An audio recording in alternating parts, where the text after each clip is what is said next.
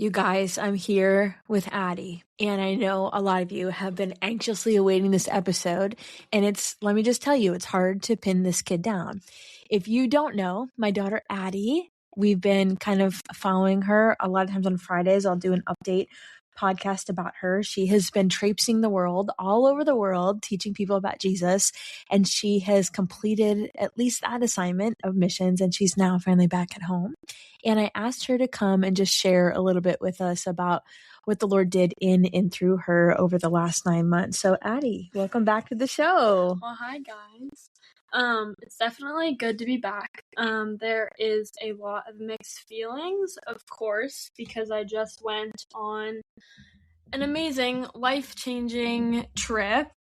Yes, it was 8 months, and I made some of the greatest relationships of my life, just with the kids there and the leaders. We had amazing mentors and coaches and everything else. I would say I experienced quite literally the most impactful and life-changing experience of my faith and of my life. I would say coming home, I am a completely different person, and I know it was hard when I got home because people didn't know that. People didn't see me for 8 months. I love being where my feet are and just really not taking advantage of every single moment because I knew it wasn't going to last. So people from home didn't hear from me that often.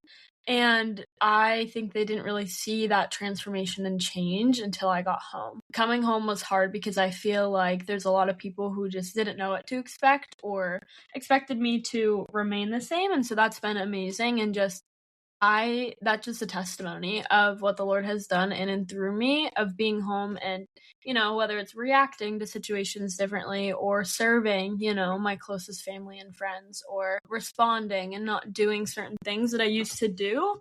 That's just been an amazing testimony of the Lord's work in my life because, I don't know, I feel like people, they don't really know what to expect. I just left and came home. I would say it was definitely not a normal college gap year experience just because of the work that we did.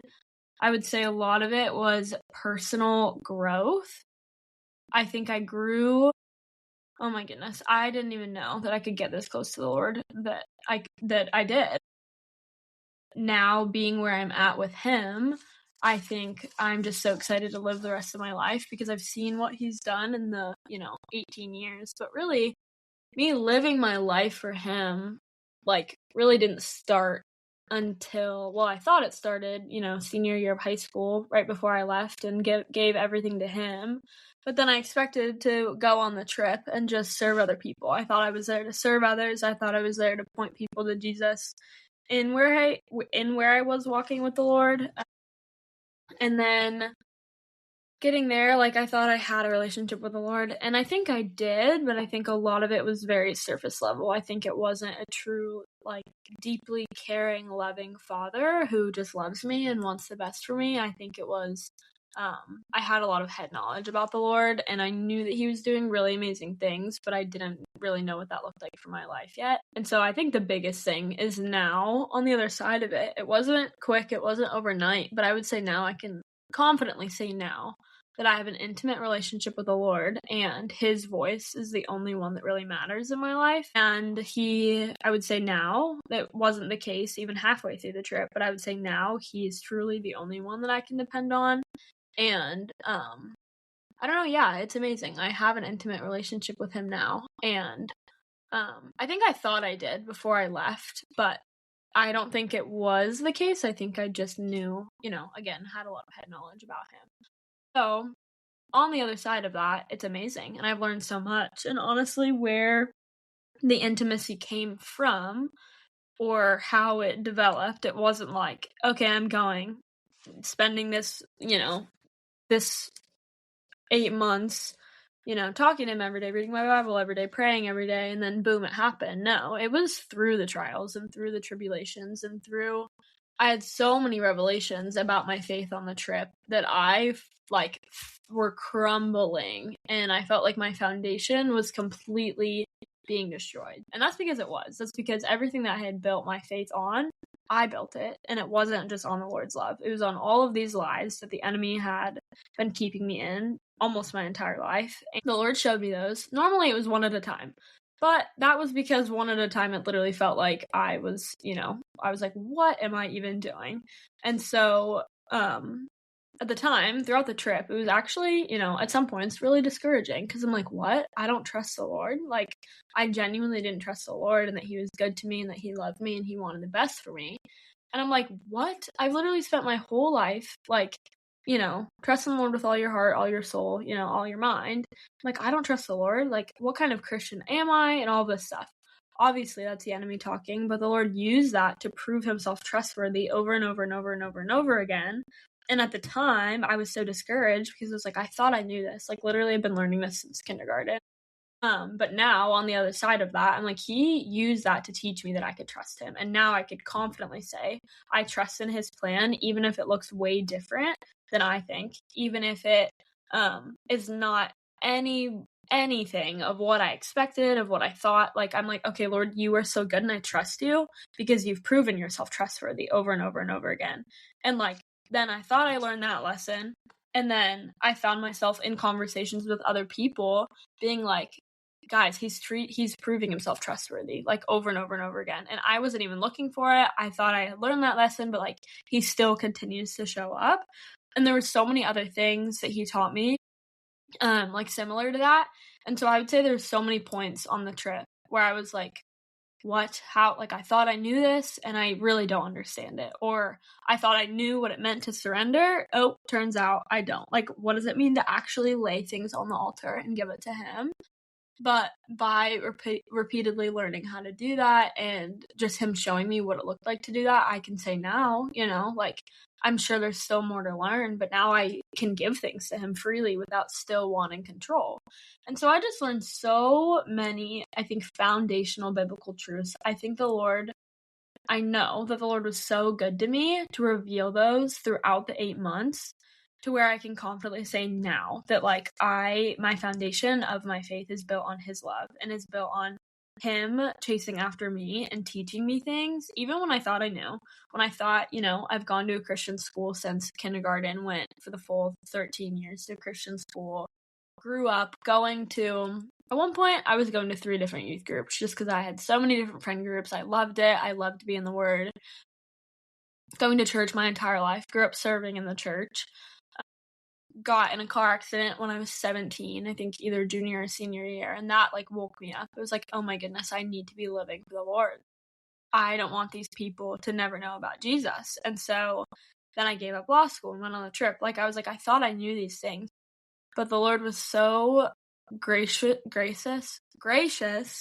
and good to me when He slowly revealed all of the things about my foundational relationship with Him. I would say that it was nothing like I expected. Like, I had no idea kind of what the Lord wanted to do and everything that He was going to teach me and work through me.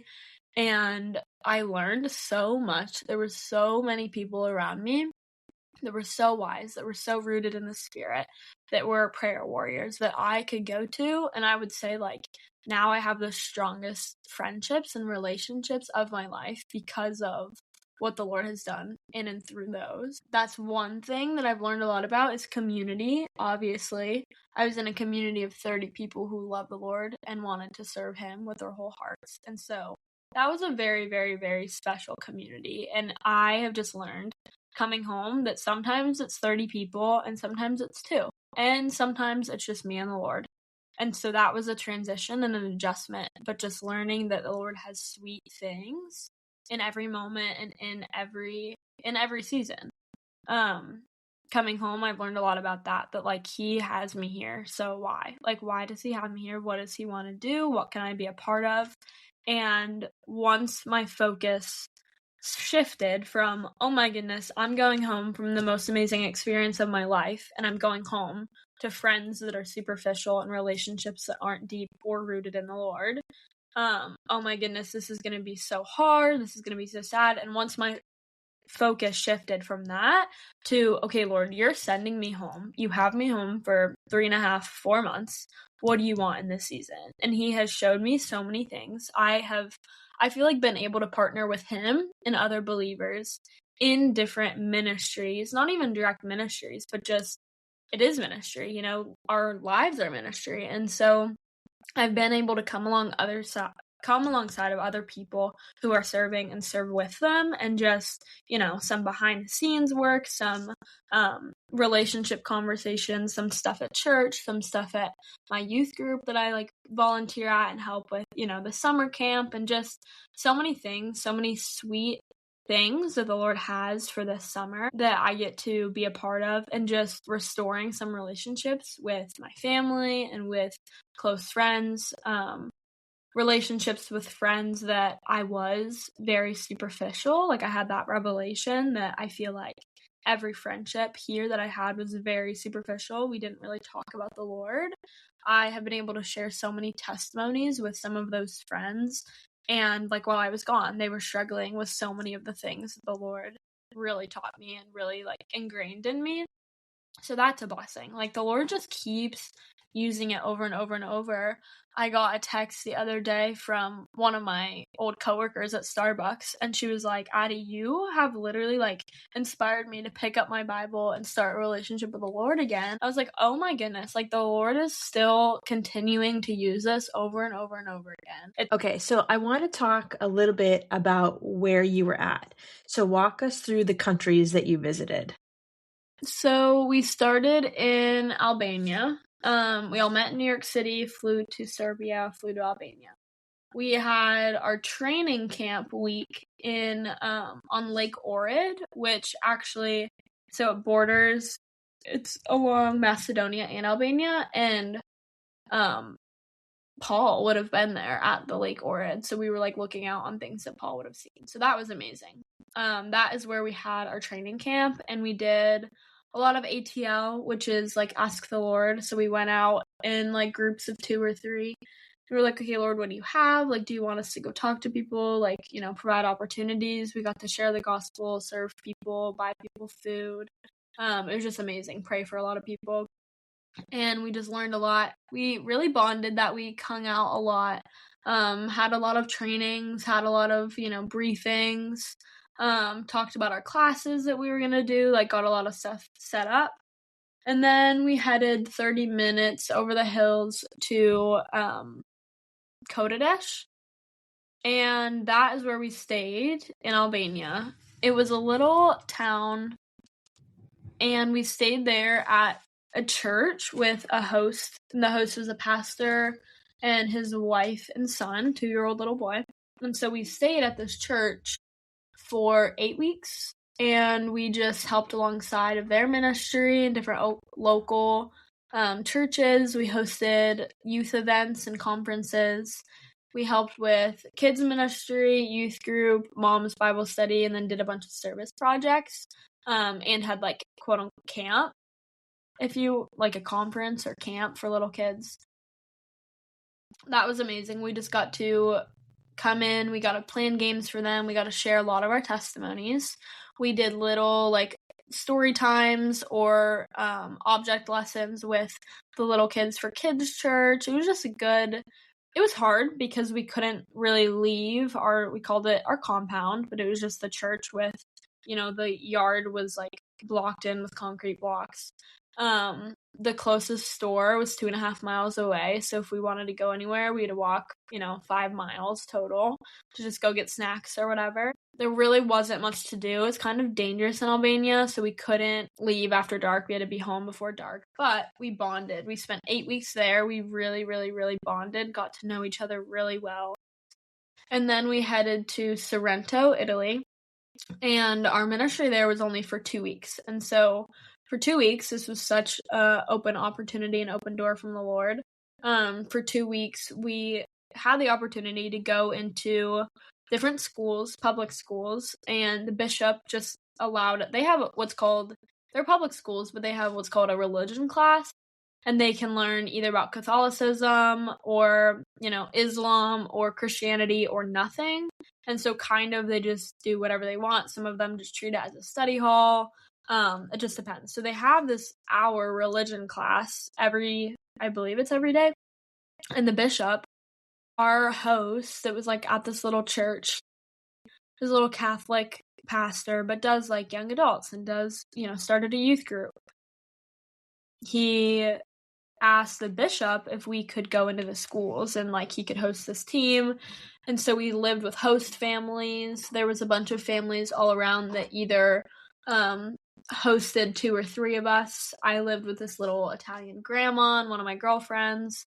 And then so we all stayed. We got really immersed into the culture, had, obviously Italian food day and night. We had these teams and we went into classrooms with 4 to 5 people each, and we just had this hour free of religion class that we got to just share the gospel. Like literally we walked in and they were like, who are you and why are you here? So we introduced ourselves and talked about Journey School and the organization, and then just literally said why we're here. Like, why are we traveling the world? Why did we give up comfort and just everything to go serve the Lord?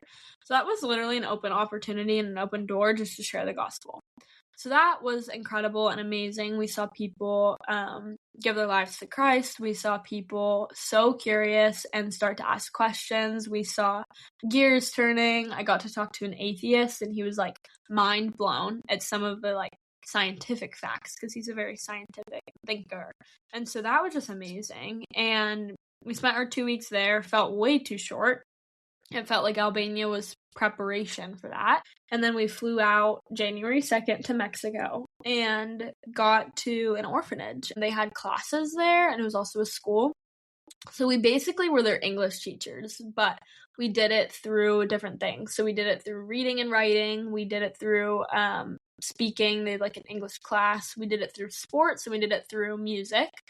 And so we all kind of got to do different things and just be, where our skills were at. We got to be used in those areas. So we learned a lot about the coffee industry and just the ways that they're taken advantage of. And we partnered with Broken Rib Coffee, which I know my mom has promoted. And they're an amazing ministry and organization that really, really, really helps the coffee farmers and their families. Wait, let's spend a minute on that because we have been not just promoting it, but we've been drinking it here as a family. Yes. And I know that there have been listeners that have been buying this coffee. So tell us a little bit more about the ministry in Mexico, specifically why there's a need there for ministry and what that looks like. Right. So all of it has to do with the coffee farmers and just the way that they are taken advantage of. Central America and the area, specifically Chiapas, is where we were at. That is like the best spot for coffee. Like it's grown, obviously it's in the coffee belt, and it's just delicious coffee. It's really high quality just because of the altitude and where they're at in the mountains. But they're these, literally the coffee is grown like on the side of the mountains. Like it's not just like a farm field like you have in the States. It's a mountain and then there's coffee trees and they have to go up and down very steep mountain to collect their coffee cherries. So these coffee farms and the farmers are very, very remote. They're not in town. They're literally up in the mountains on the side of a mountain, very remote. It takes 2 to 4 hours just to get up there to where they're at. And so there's these little villages and families that farm, and basically they are like so far deep into poverty. They don't have like income. They don't have the money to even send their kids to school. So a lot of them aren't educated and they have to drop out just because the fathers normally don't have money to send them to school, and then they need help on the farm. So a lot of the kids aren't educated. And the reason why they are so much in poverty and so poor is because they don't have the money to have vehicles to get down the mountain to bring their cherries to town and sell the coffee cherries and sell the coffee beans.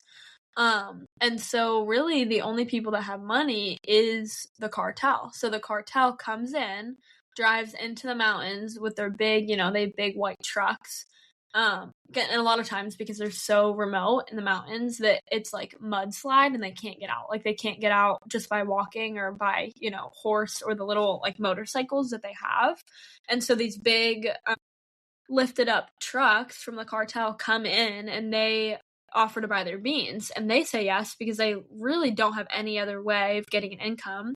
So they say yes, but they rip them off. It is like a quarter of what they could get for these beans, and so it's a quarter of their income, and they're not making very much. And so these coffee farmers are growing the coffee trees, planting them, growing them. They harvest them every 5 years. They have the cherries, they depulp them, and then they have the coffee bean. They lay them out and roast them. And the ones that the Broken Rib works with, they don't use any like processes like they that are not organic. And so they literally lay out their coffee for drying the coffee beans. They lay out a tarp in the sun, either on the concrete or on their roofs, and then they sprinkle the beans out and literally let them dry in the sun. And so it takes way longer, yes, but then they don't machine dry them and roast them, or machine dry them. And so they have this extra unique flavor. It's like they're caramelized because they're dried in the sun. And so they're actually better tasting and better for you, and more organic. And so they do this. So actually yes, the cartel is paying them a quarter of what they deserve. They could actually be paying almost double that because of these organic, delicious coffee beans. And so, that's why they're ripped off. So, Broken Rib Coffee, which is the ministry that partners with these coffee farmers in Chiapas, they come alongside and they go into the villages and they offer them fair trade and fair wages for their coffee beans. So they don't rip them off. It's allowing these farmers to pay for their kids to go to school, to get an education, and to feed their families. Like, they have enough money for food and they're comfortable. And so it's paying them fair trade, fair wages. And then they have a roaster themselves. Like, Broken Rib has a roaster.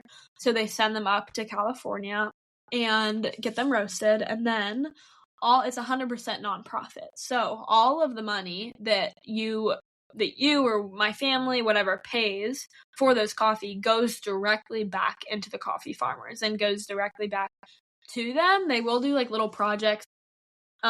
When we were there was a different team and they raised enough money to get the farmers a new depulper. So it was like a faster one and more efficient. And so they've created relationships with the farmers. That's an open opportunity to share the gospel. And so we went to one of those farms and actually saw all the processes and everything, got to eat the coffee cherries, hiked up. When I say hike, it's a hike up the mountain to the coffee farms where these tropical coffee trees are. And it's a hike. And literally, when I say that all of these trees are on the side of a hill, it's not just like a hill, it's a mountain. And if you fall, you're falling all the way down to the bottom. And so they literally stand there and handpick all of the coffee cherries. It's a lot of work, and they have a lot of people helping them out.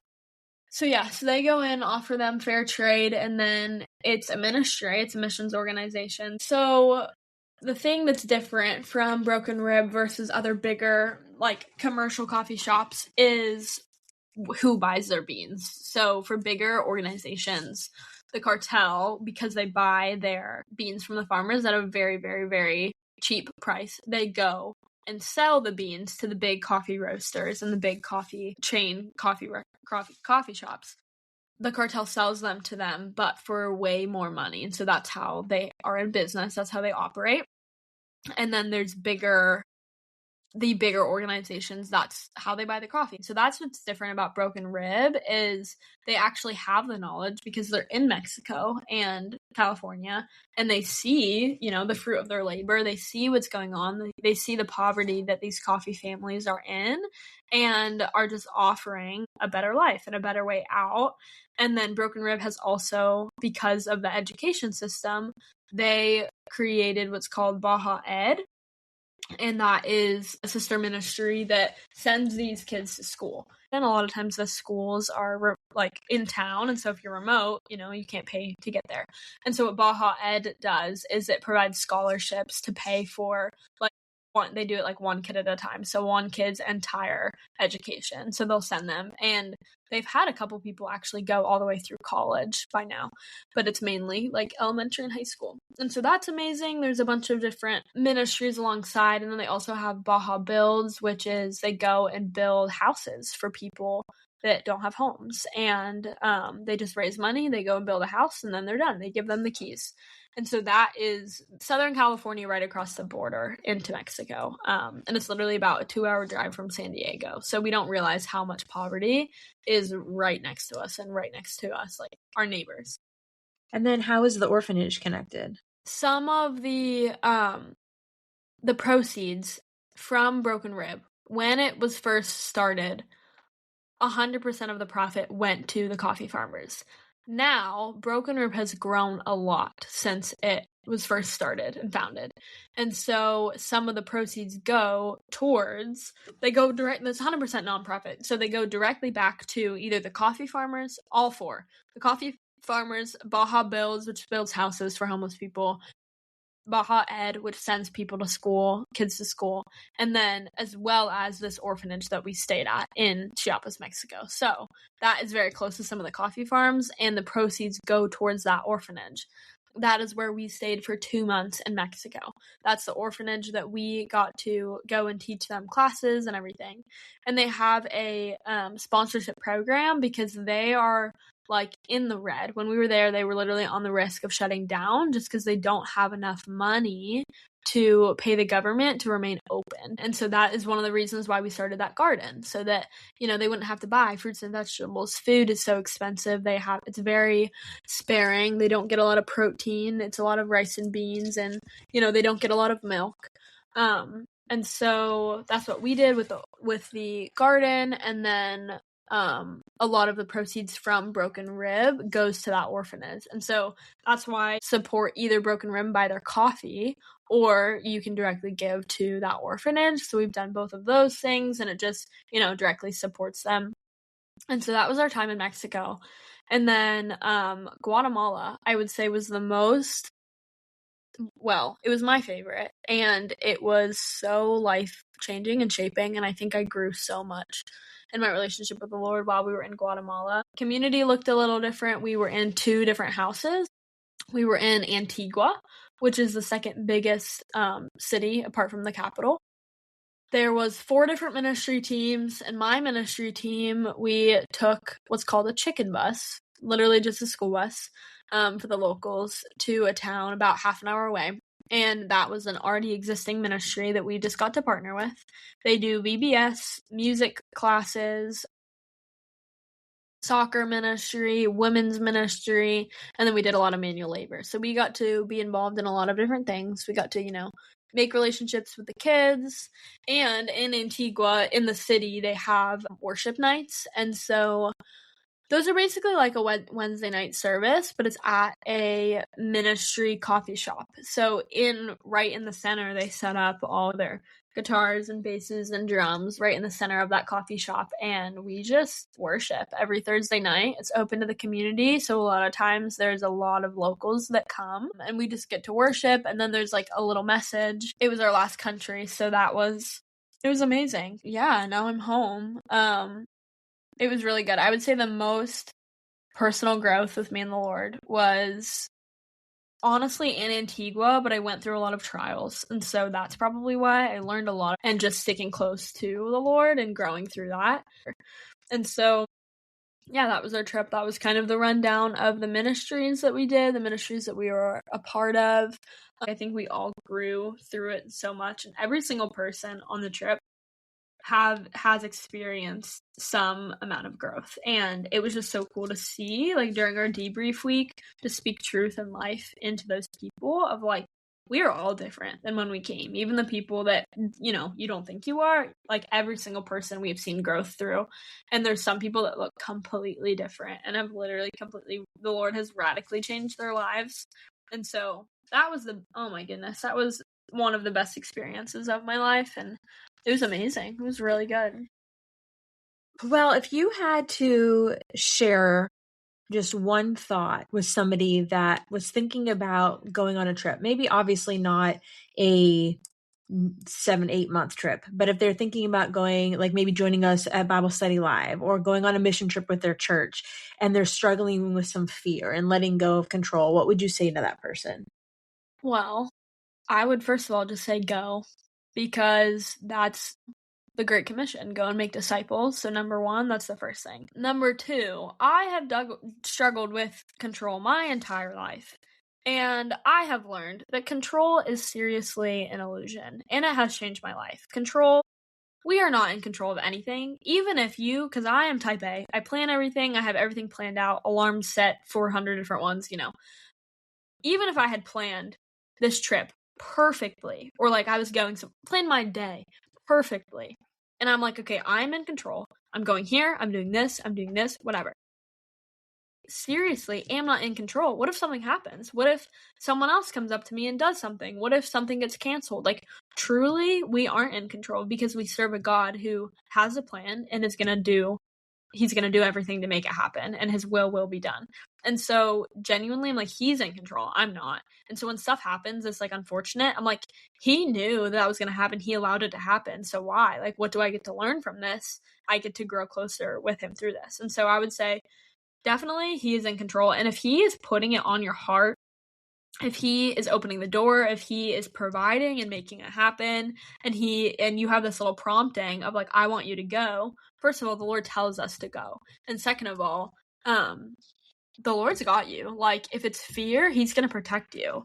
And he knows the plan for your life. Like, you are going to see, by saying yes to the Lord and being obedient, you are going to see miracles. You are going to see changes. You are going to see growth. You are going to see relationships built that you didn't think are even humanly possible. Like, people that go on trips on mission trips, you are leaving your comfort, you're leaving your family, you're leaving honestly control behind, and you're stepping out in faith and saying, yes, Lord, here I am. I'm going to be obedient. I'm going to go where you send me.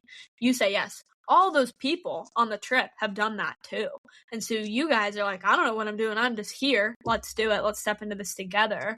Those are some of the relationships that you are probably going to have for the rest of your life. And I've heard countless stories over the past 8 months of that happening. And it's just amazing what the Lord does. So I would say, go, and the Lord's going to protect you and provide for you, and he knows what's going to happen already. He knows that where you're going and what you're doing. And yeah, I would say don't let the enemy stop you. Like, the Lord does not give us a spirit of fear, but of power and love and a sound mind. Like, the Lord, if he's given you fear, that the Lord doesn't give us fear. That is from the enemy. So don't let him stop what the Lord has planned for you and for your life, because oftentimes the enemy attacks what the Lord is doing and what the Lord wants to grow in you, what the Lord wants to just show you to allow you to be closer to him. So yeah, I would say go. Just do it. Addy Curtis, that's what she says. Just do it. Thanks for joining us on the show today. I love you. I'm proud of you. Well, I love you guys too, and thank you for continuing to support me and pray for me and want to know what the Lord is doing in my life. And yeah, I'm definitely grateful. Probably some of those miracles happened because of your guys' prayer. So I appreciate it. It was amazing. It's great. The Lord's awesome. And for anybody that's interested in getting some of this very delicious Mexican coffee, I will put the link in the show notes where you can learn more about Baja Bounds and some of the stuff that Addy talked about today. Yeah. Thanks for joining us, kid. You're welcome. Bye, guys.